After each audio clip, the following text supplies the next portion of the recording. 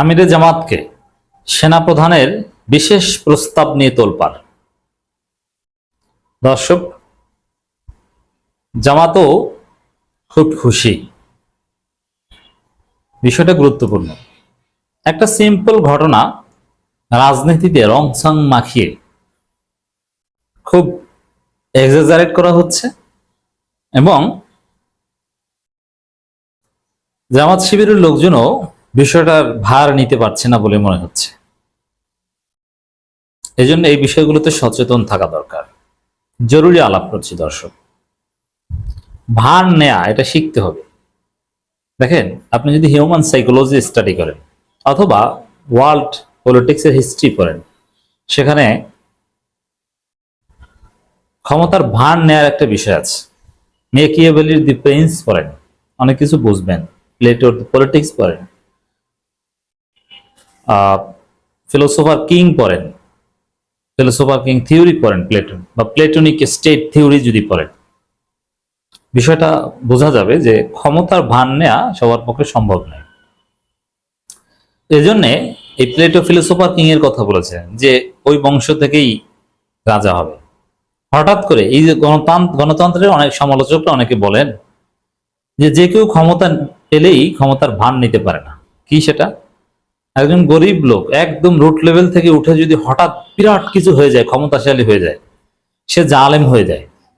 একজন মারাত্মক মজলুম যদি হঠাৎ অনেক বেশি পাওয়ার পায়, তাহলে সেও জালেম হয়ে যায়। মজলুম রাতারাতি বড় ক্ষমতা পেলে সে জালেম হয়ে যায়। এটা সাইকোলজি, হিউম্যান সাইকোলজি বা হিউম্যান পলিটিক্যাল সাইকোলজি স্টাডি করলে, গবেষণা করলে এটা পাওয়া যায়। এজন্য দেখবেন যে যেমন বিএনপির দিকেই তাকান, অবশ্যই মজলুম ছিল বিএনপি। বিশেষ করে কেন্দ্রীয় বিএনপি কখনোই মজলুম ছিল না। মির্জা আব্বাসরা বহাল তবিয়তেই ছিলেন সবসময়, কিন্তু রুট লেভেলের বিএনপি সিরিয়াসলি মজলুম ছিল। রিক্সা চালিয়ে খেয়েছে, ধান খেতে ঘুমিয়েছে, পাট খেতে ঘুমিয়েছে, গরু ঘরে ঘুমিয়েছে, রক্ষা পায়নি, হত্যা করেছে, পরিবার না খেয়ে থেকেছে, ক্রস ফায়ার দিয়েছে ধরে নিয়ে, মাসের পর মাস জেল কেটেছে। আমি জামাতের কথা বলছি না, বিএনপির কথাই বলছি। সেই রুট লেভেলের বিএনপি একটু অনুকূল পরিবেশ পেয়েই জালেম হয়ে উঠেছে এবং ভয়ানক চাঁদাবাজি হয়ে উঠেছে, অমানুষ হয়ে উঠেছে। এটা কেন? এটি থিওরি যে মজলুম যদি রাতারাতি পাওয়ার পায়, সে জালেম হয়ে ওঠে। এবং স্যাঁচরা লোক অথবা একদম লোয়ার সোশ্যাল স্ট্রাটিফিকেশন, এটা একটা রিয়ালিটি। সামাজিক স্তর বিন্যাস আপনাকে মানতে হবে। ভালো ফ্যামিলির ছেলে, অভিজাত ফ্যামিলির ছেলে, তার কার্যক্রমে আভিজাত্য থাকে। প্রেসিডেন্টের ছেলে, প্রধানমন্ত্রীর ছেলে, তারা ক্ষমতার ভার নিতে পারেন। ক্ষমতার কাছাকাছি থাকতে থাকতে এগুলো তারা অভ্যস্ত হয়েছে।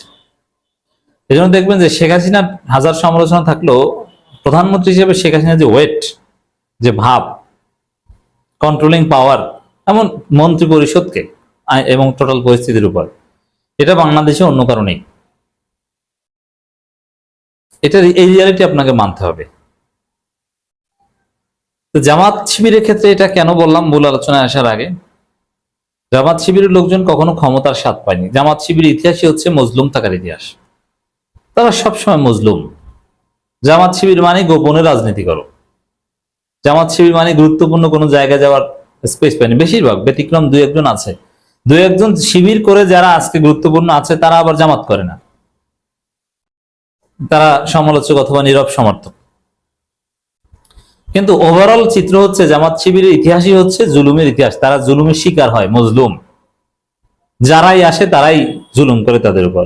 সবাই জামাতের উপর জুলুম করে। বিএনপি ক্ষমতা আসলে 1991 সালে একদম জামাতের সমর্থন নিয়ে, নইলে পারতো না। সেই বিএনপি ক্ষমতা এসেই জামাতের উপর জুলুম শুরু করে দিল। বিএনপিকে সরকার গঠন করার সুযোগ দিয়েছে জামাতের 18টা সিট 1991 সালে। অথচ সেই বিএনপি কিছুদিন পরে ঢাকা বিশ্ববিদ্যালয় শিবির নিষিদ্ধ করে দিল পরিবেশ পরিষদের মাধ্যমে।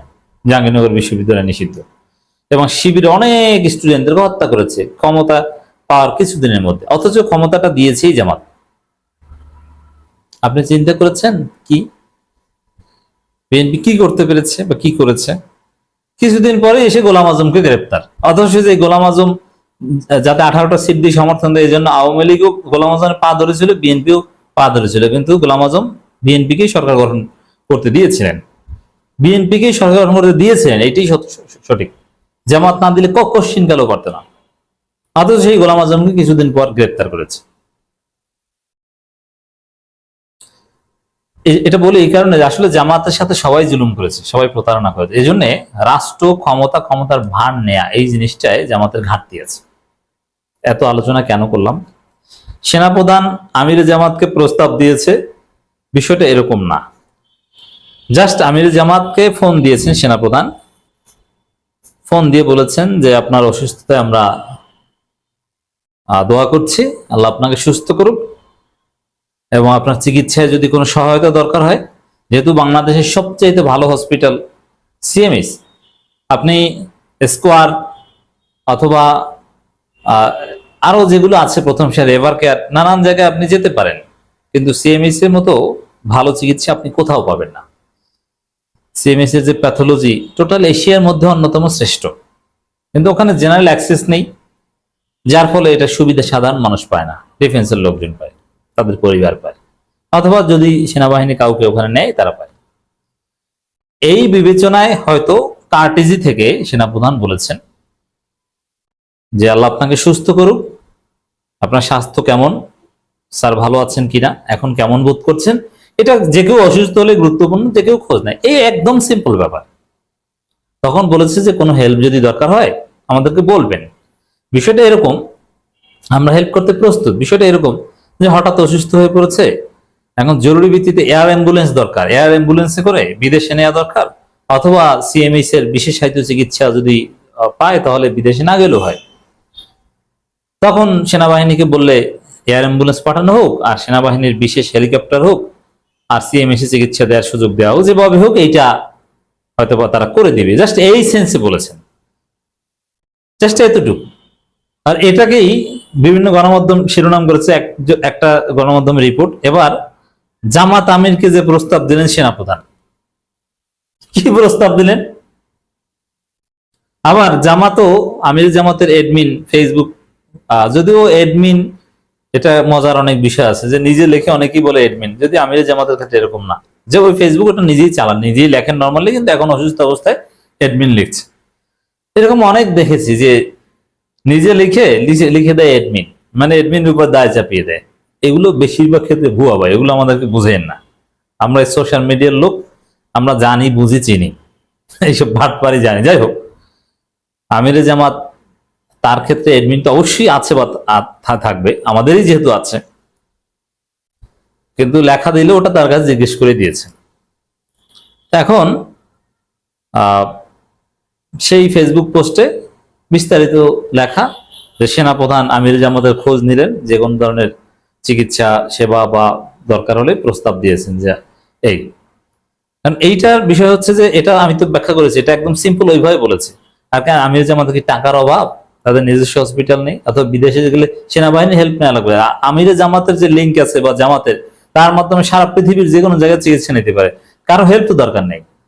ওটা জাস্ট এমনিতে কার্টেজি সে বলেছে, এইটাকে এমন ভাবে উত্থাপন করেছে মনে হয় যেন কিছু ঘটে গেছে। আর জামাত শিবিরের সমস্যাটা কি? তাদের সমস্যা হচ্ছে সেনাপ্রধান আমাদেরকে ফোন দিয়েছে, আমরা বিশ্ব জয় করে ফেলেছি, অথচ ওইসব সেনাপ্রধান এগুলো তেমন কিছুই না।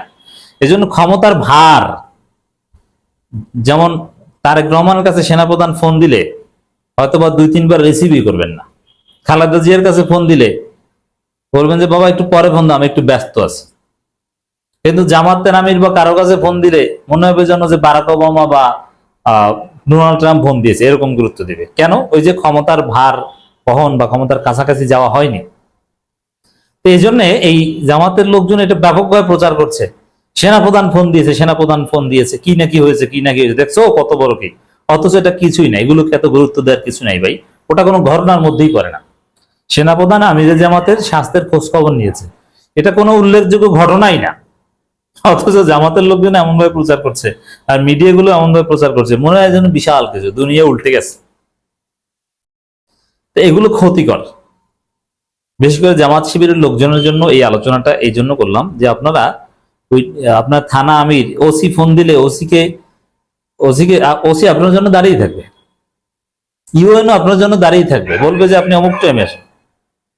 ইউএনও কে আপনি বলবেন যে আপনি তাড়াতাড়ি এখানে আসেন অফিসে, আমি আসছি, অন্য প্রোগ্রাম ঠিক আছে ওইটা পরে করেন, আমার জরুরি কথা আছে, আসেন।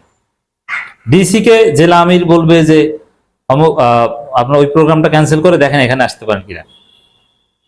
এরকম একটা ভাব থাকবে। ক্ষমতা এক্সারসাইজ করতে হলে আপনাকে এই ওয়েট থাকতে হবে।